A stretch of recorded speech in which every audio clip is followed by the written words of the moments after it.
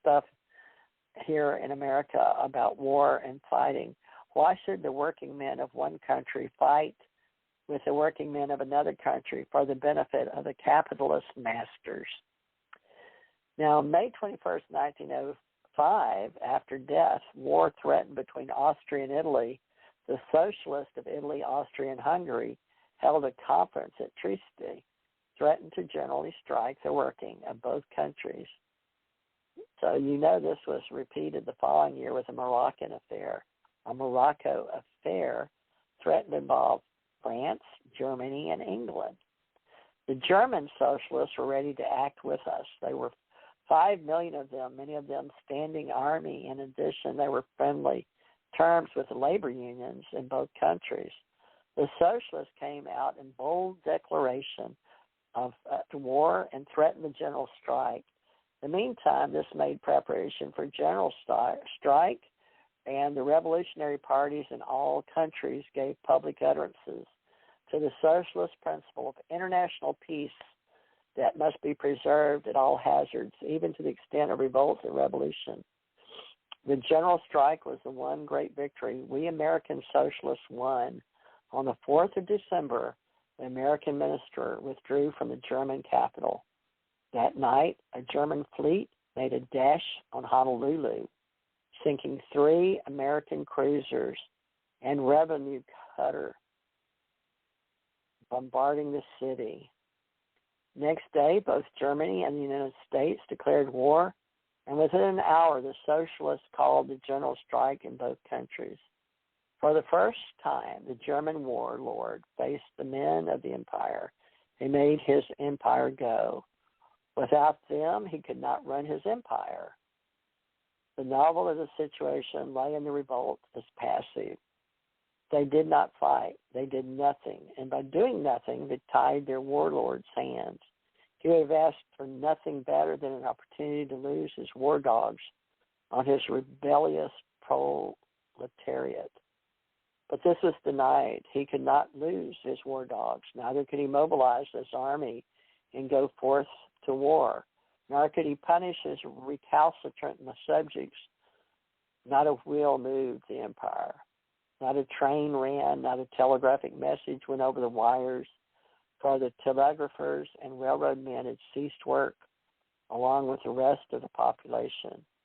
It was in Germany, so it was in the United States. At last, organized labor had learned a lesson. Beaten decisively on its own chosen field, it had abandoned the field and come over to the political field of the socialists. For the general strike was a political strike.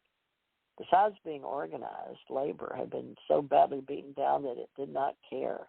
It joined the general strike of sheer desperation. Workers threw down their tools, left their tasks by the millions. Especially notable were the machinists.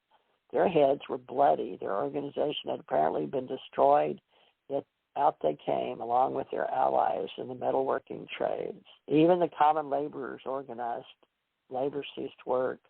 The strike had tied everything up so that nobody could work.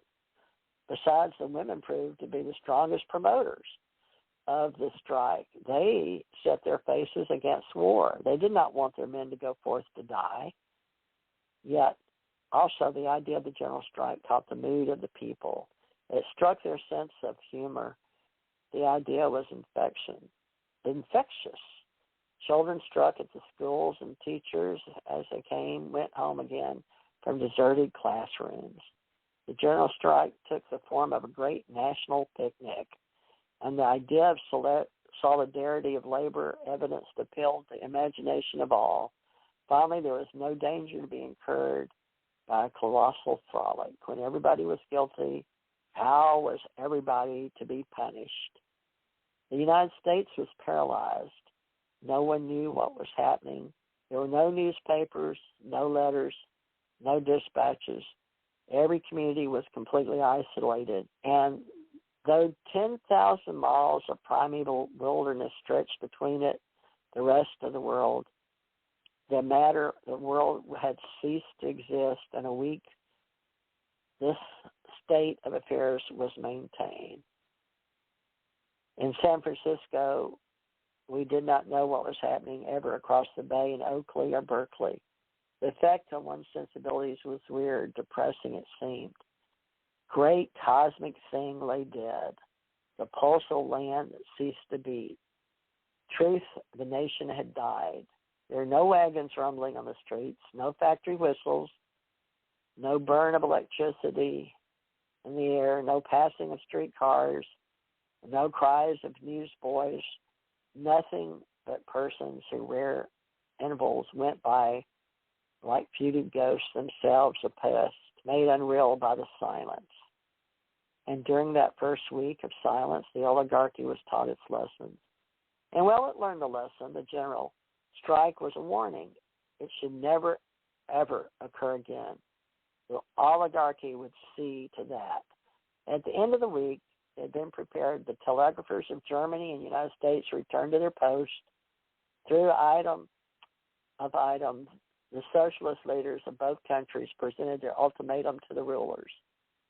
The war should be called off, or the general strike would continue. It did not take long to come to the understanding that the war was declared off. Populations of both countries returned to task. It was the renewal of peace that brought about the alliance between Germany and the United States. In reality, there was an alliance between the emperor and the oligarchy for the purpose of meeting the common foe, the revolutionary proletariat of both countries. Alliance and the oligarchy afterwards, so treacherous, broke with the German socialists, rose and would not have surplus to sell abroad. But the very nature of the socialist state, the German population, would consume all that it produced. Of course, it would trade abroad certain things it produced for things it did not produce, and this would be quite different from the unconsumable surplus. So this, as oracles of the planet, is a lesson we teach to be remembered because of this time when the German emperor became known as usual. The oligarchy will believe it has done right. Now, this all is taken from chapter 13 of the General Strike, but we are seeing this now after a year later when people have died. George Floyd in Juneteenth a year ago, Juneteenth being a federal holiday, people of color, maybe we can say, work towards the freedom of others, especially for Juneteenth. But up-leveling our cosmos is also important, and making it known among all beings, all star people, all extraterrestrials, all 5DXperiencers, all ufologists, alienologists, and all those that study life in general and the meaning and the holiday, and Juneteenth 20th. Juneteenth is June 19th. But the meaning of holidays and observances, just like this radio show, is a time of remembrance. Juneteenth is a freedom day, a jubilee, a jubilee day, and a celebration of liberation, American holiday. On June 19th, 1865, the Emancipation Proclamation was read to enslaved Africans, also called Observance Day by residents of the United States, especially African Americans. Now we're going to have the emancipation of the last remaining enslaved African Americans in the Confederacy. The observance explored and celebrated African American history and heritage, its ethnic and historical.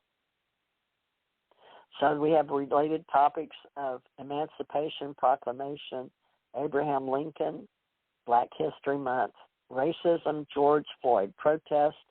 Incredibly important moment is the history of Juneteenth, all regardless if they're Black Americans, people of color, including Spanish Americans, Korean Americans, Chinese Americans, Japanese Americans, Spanish Americans, Mexican Americans, Anglo-European Americans, regardless of the melanin and the skin. This is very ridiculous in the way of the cosmos and those that are up-leveling in the logical observation that we use our thoughts and our awareness of logic and observing annually now a celebration. And it may grow from not just Texas, became the final state to announce Abraham Lincoln's Emancipation Proclamation. And how long has it been celebrated? Well, it was in Newsweek just 14 hours ago that it has been celebrated in the U.S.